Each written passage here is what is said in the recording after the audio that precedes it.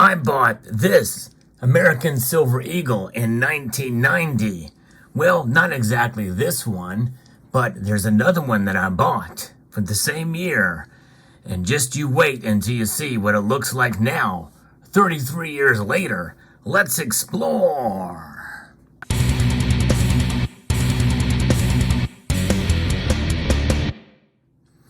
1990, there were not any online bullion dealers. You could not shop around for the best deal.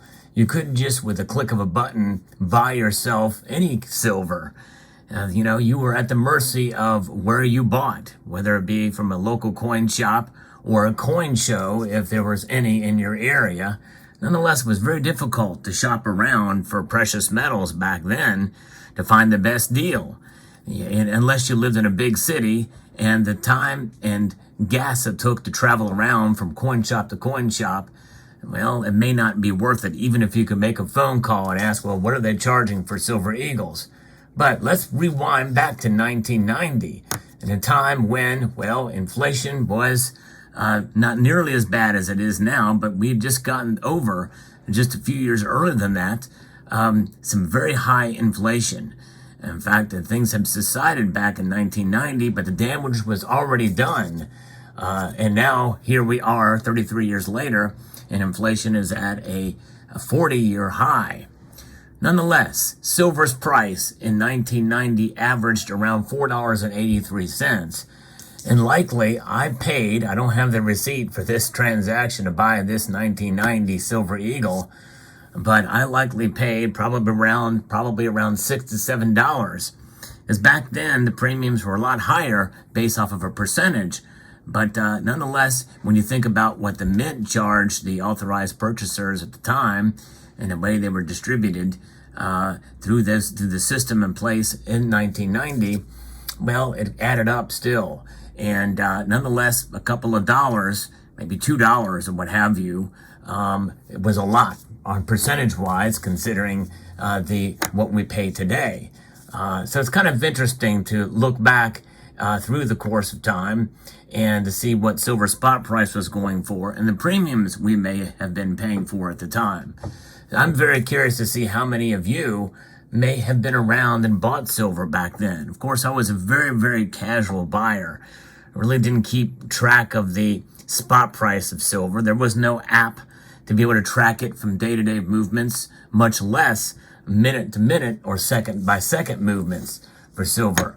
Nonetheless, the American Silver Eagle was only about 4 years old at the time, and it was still sort of a novelty. It was nice to be able to go in and buy a silver coin with today's date on it. Today's date being, 1990 or this year's date, on a silver coin, a pure silver coin.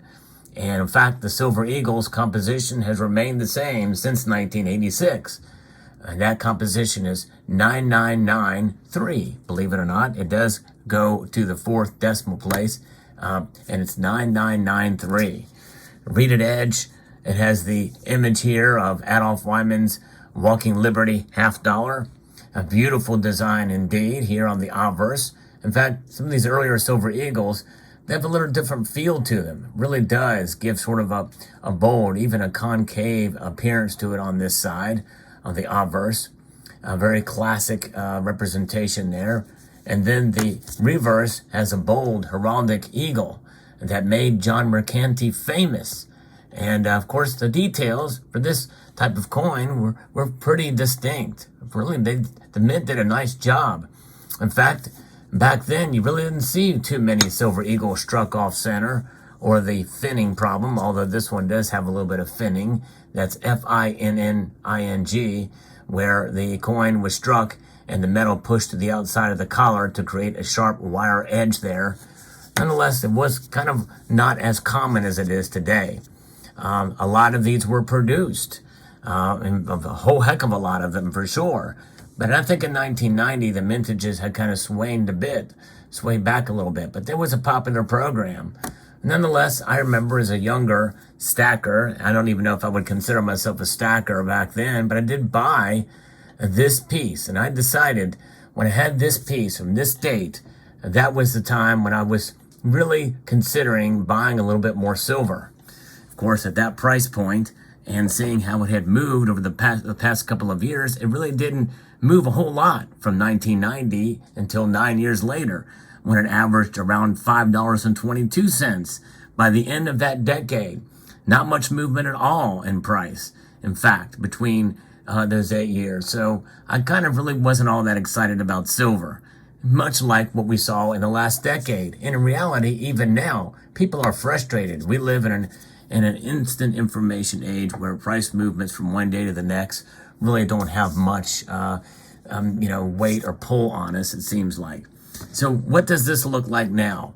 What does this coin look like here 33 years later? But well, first, let's weigh this coin. We know it does say 1 ounce fine silver. Now you notice it doesn't say 1 troy ounce, but if there's ever a silver bullion coin, it's going to be always weighed in troy ounces. That's the unit of measure. It is not avodoporous ounces or AVDP like you would see for copper, zinc, aluminum, or any other metal out there.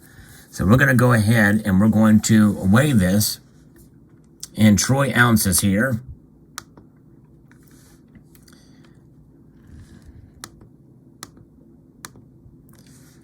And see what we've got that shows up on the screen here for this coin. It weighs 1 troy ounce. Now, usually the American Silver Eagle can be slightly overweight by a little bit.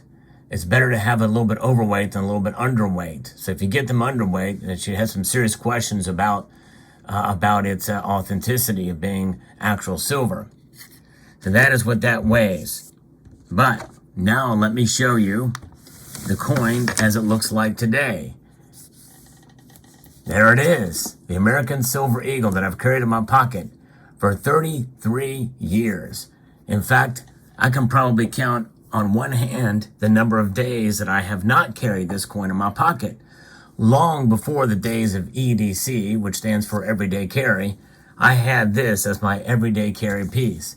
An American Silver Eagle. Yes, indeed, that is a genuine American Silver Eagle that has been worn from being in my pocket, from being rubbing against my keys and other items and coins in my pocket over all of these years. All of the inscriptions have been worn off of it, and we only have a hint of what Lady Liberty would look like enstride there, heading towards the west with the sun, just a mere bulge down there on the upper or the lower right-hand side. The date completely indistinguishable. In fact, you cannot read any text, any imprints on this thing. For all intents and purposes, this is just a slug of silver.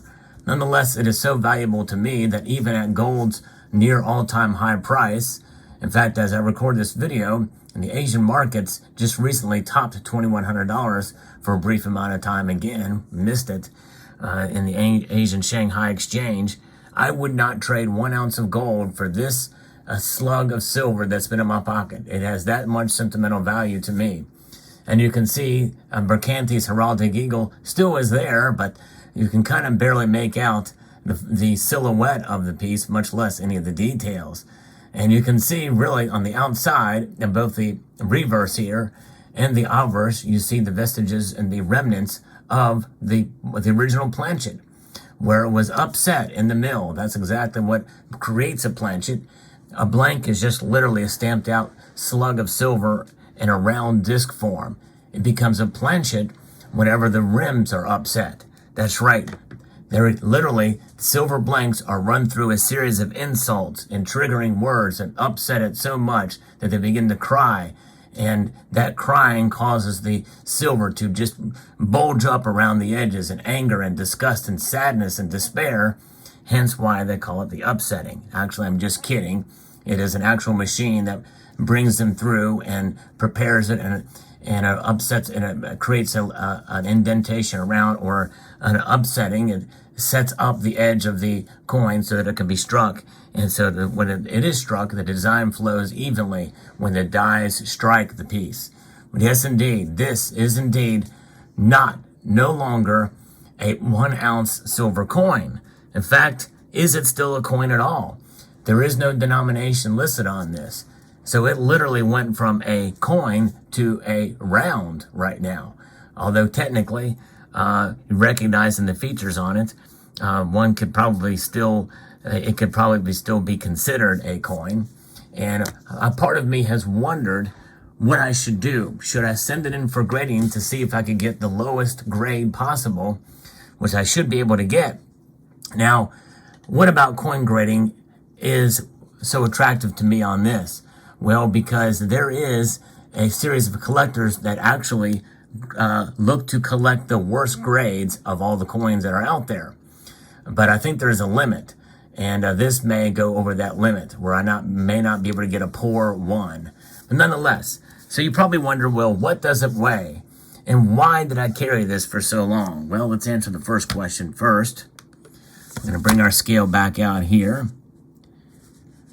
And there's the troy ounces, as you can see here. We're going to put the coin on the scale, and we can see that it weighs 9/10 of an ounce, which means that I have worn off 1/10 of an ounce over the course of 33 years. And so that's kind of interesting. You might even find it impressive to be able to do that. Now let's compare it to the full coin here. And you can see there's the edge.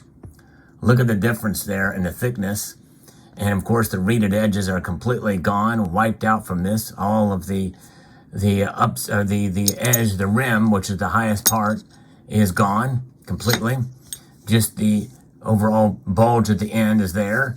And there you can see the difference in design and how they look together on the obverse. And now let's take a look at the reverse of this. So you can see the difference there. Pretty remarkable change indeed. 33 years of wear on this. And pretty amazing. And so this, why do I carry this every single day? Well, it's a reminder of what real money is, true money is. And I like coins. Believe it or not, folks, I'm probably more of a collector than I am a stacker. I just happen to have a stack. And a lot of that stack is coins that I like to collect. I find intriguing and interesting. And I've always found the American Silver Eagle pretty interesting until, of course, they started lessening the quality of the pieces, until they started milk spotting, and especially since they changed the design. I have no problem with design changes on coins, but I'm just not a big fan of the new Eagle design on the reverse for a million of different reasons that I've talked about in the past. But I wanted to have something so I could say, you know what, I've got real money in my pocket. No matter what happens to this piece, and I have indeed dinged it up, there's a dent on here, or I was playing around with it, and I threw it up in the air outside, and it fell on a rock and dinged the edge. Since that time, that ding is completely worn out. It's completely gone from there. I've worn that thing out. You can even tell it occurred. But I just have it. I pull it out. If I'm bored, I can always pull it out and take a look at it, rub it, especially if you're worried or nervous. You know, instead of a worry stone, you got a worry coin in your pocket, and it's made of pure silver. And there's some medicinal benefits to it as well. It can't hurt you to have silver, that some of the silver molecules or silver atoms can very well rub off on your skin, maybe penetrate your bloodstream, and maybe help out a little bit with the old viral thingamajig. You know, it's nice. So there you have it. So I hope you found this video informative, insightful. If you enjoyed content like this, I hope you will consider subscribing to the channel and pressing that thumbs up button down below. So I'd like to extend a multitude of gratitude to you all for taking the time to watch, and to encourage you to please rate, share, comment, and subscribe.